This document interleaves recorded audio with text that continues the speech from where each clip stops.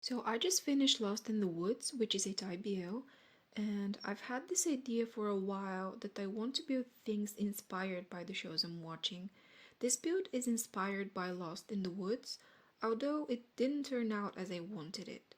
But I'll tell you more about the build later because first I'd like to talk about the show a bit.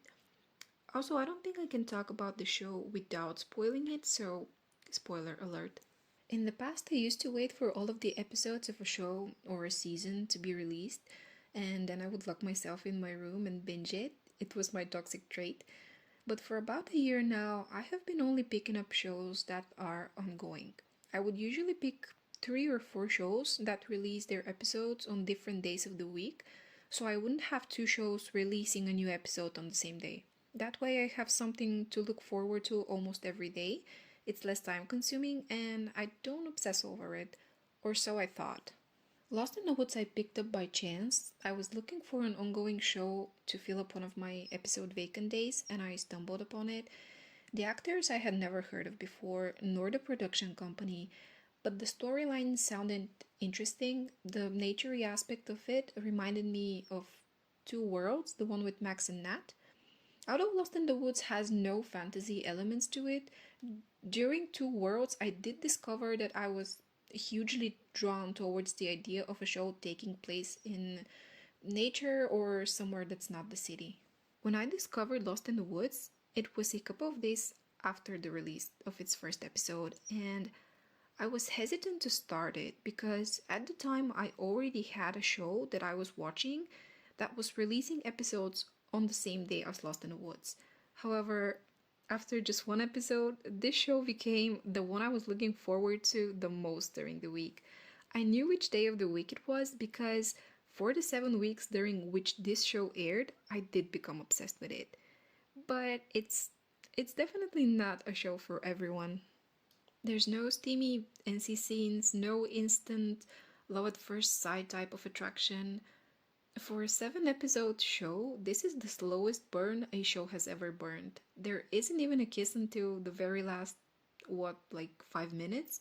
And I personally wouldn't even call it a kiss that counts. Not to mention that the ending is, I guess some would call it bittersweet, one that not many would find satisfactory. So, how is it a BO then, you might ask?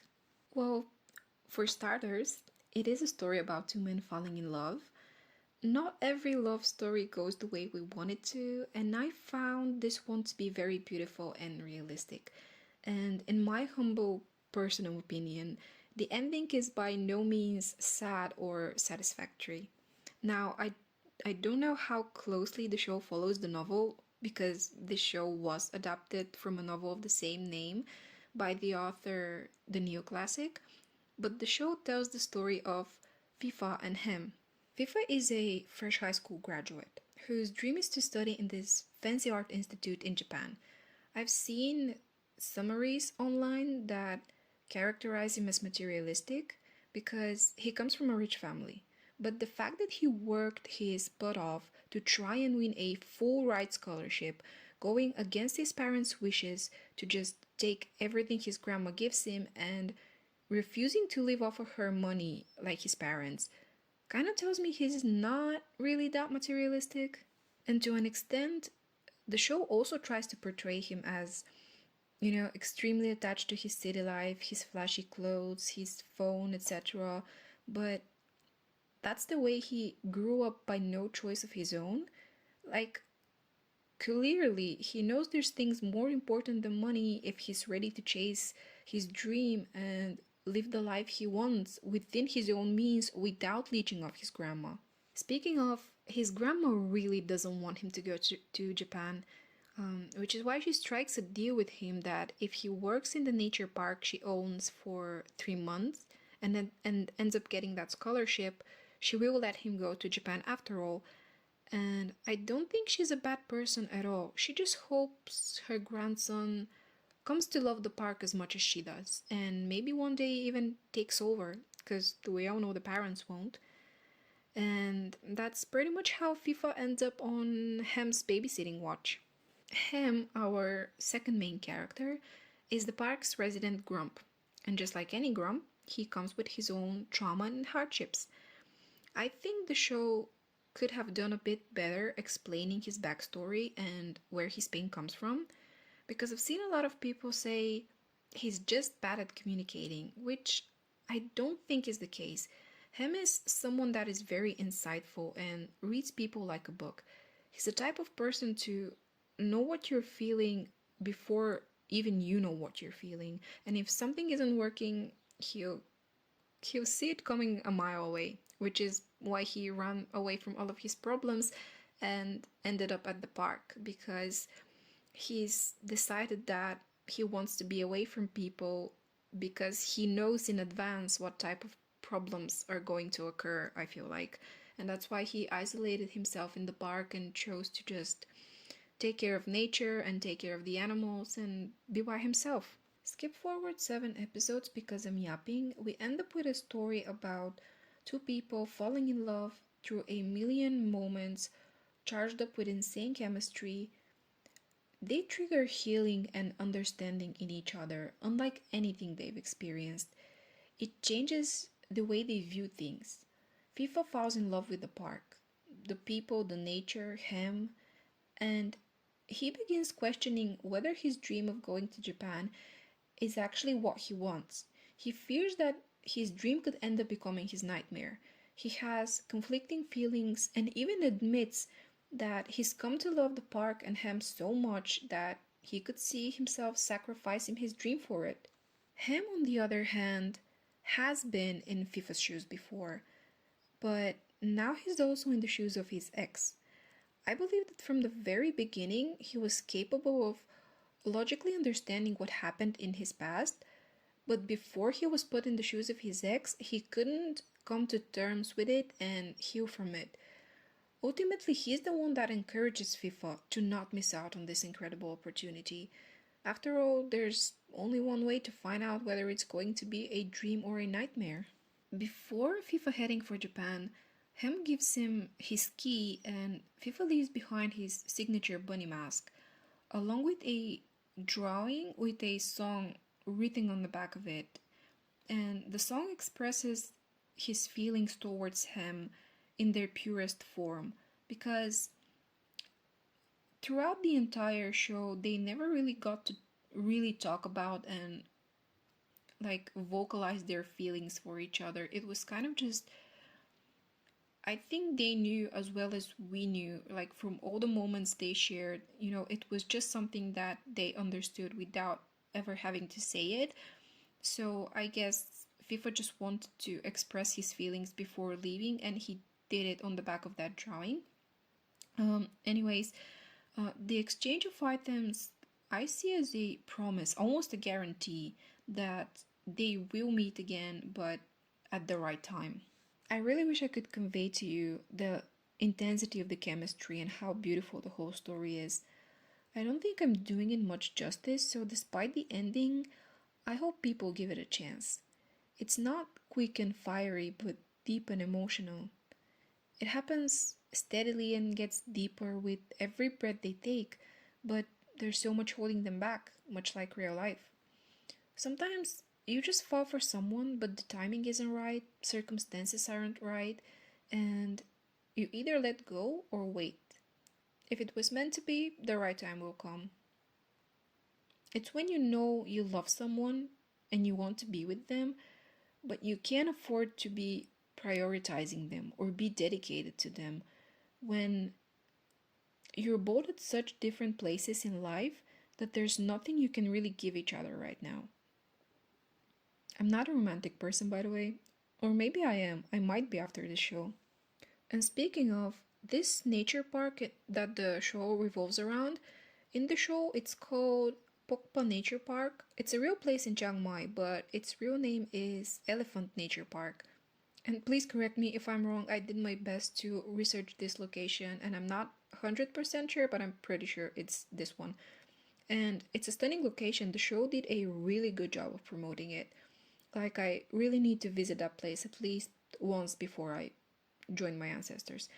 It's a really good quality production, and if you want to watch it, it's on Viu. It's a Viu original. Just for the stunning visuals alone, I recommend you watch it. You won't be disappointed. I originally wanted to build the entire park. I even tried to, but for such a stunning place, I've been using this word a lot, but for such a stunning place, it just wasn't working out the way I wanted it to. And I'm not a very good builder as it is, so without custom content, it would have been impossible for me to finish that build. So, what you've been watching me build, or not, I don't know if you've been watching, is a cabin in the woods that's inspired by Hem's cabin. We don't really get to see much of it. We see it more during the last 3 episodes or so, I believe. And at first, I really wanted to make it as similar as possible, but as I kept building, I just went with the flow and what I was imagining. I tried to sort of keep the layout the same, but other than that, I think it turned out completely different, to be honest. The lot is the camper grounds in Granite Falls. I did try building it in residential worlds, but something just wasn't clicking there. The cabin is relatively small, so it's not really fit for a family unless you keep expanding and building as time goes on. I thought it was a good idea to just make it a vacational lot, as that's kind of what it is in the show as well. Both are in a nature park, both welcome tourists, and the fauna in Granite Falls, I think, is the most similar to what we see in the show. Plus, I thought it would be really cool that I would always be reminded of the show when my Sims are on vacation here. I don't really like building lots without using them, so I'm happy that I found a purpose for this one, and it can always be there. Decoration wise, Ham's cabin is way more cluttered, especially after FIFA moves in it, but I thought it wouldn't make much sense for a vacation cabin to feel so lived in, and if someone does download this for themselves, they could decorate it with the items their sim crafts. That's what I like to do when I play. I never decorate much unless I already have a storyline in mind.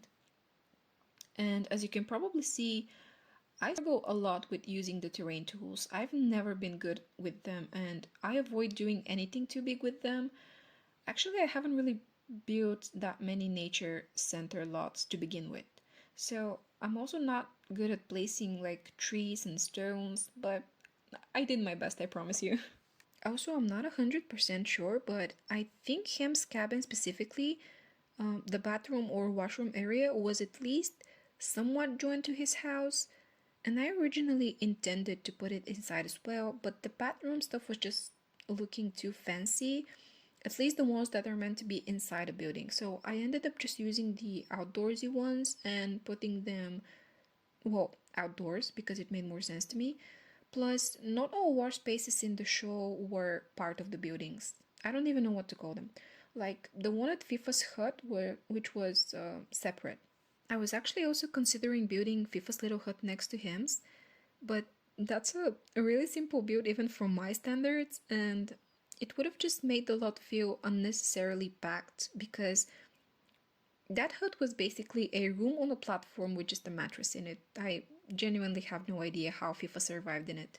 I really, really did want to build the entire Pokpa Nature Park from the show. I got as far as shaping the river and figuring out how to do a bridge over it, but the bridge looked absolutely nothing like the show. And it's such a pity because I think that bridge is iconic for the park. Also, to build the entire park, I needed a bigger lot, but all of the big lots don't look like they belong to a nature park. Okay, maybe the one in Hanford on Bagley does, but the weather is too gloomy there, and it just didn't feel like the right place. I guess it was just all or nothing for me, and it was easier to just change the project altogether. I'm only half a quitter, guys. Seriously though, I hope you give the show a chance because it's brilliant. It's emotional storytelling, beyond beautiful scenery, amazing acting, and I think it's a really good comfort show. So far, my favorite for the year, I think. And I know a lot of people hate it. Um, Honestly, there's been no middle ground with this show. People either love it or hate it. That's all I've seen. If you have already seen it though, please do let me know what you think of it because I would actually like to yap about it some more. Now I can wait for the next prince.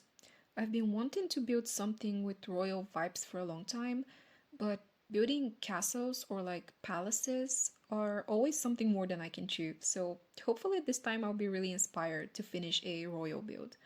If you made it this far, thank you. I hope you had fun watching because I sure did have fun yapping.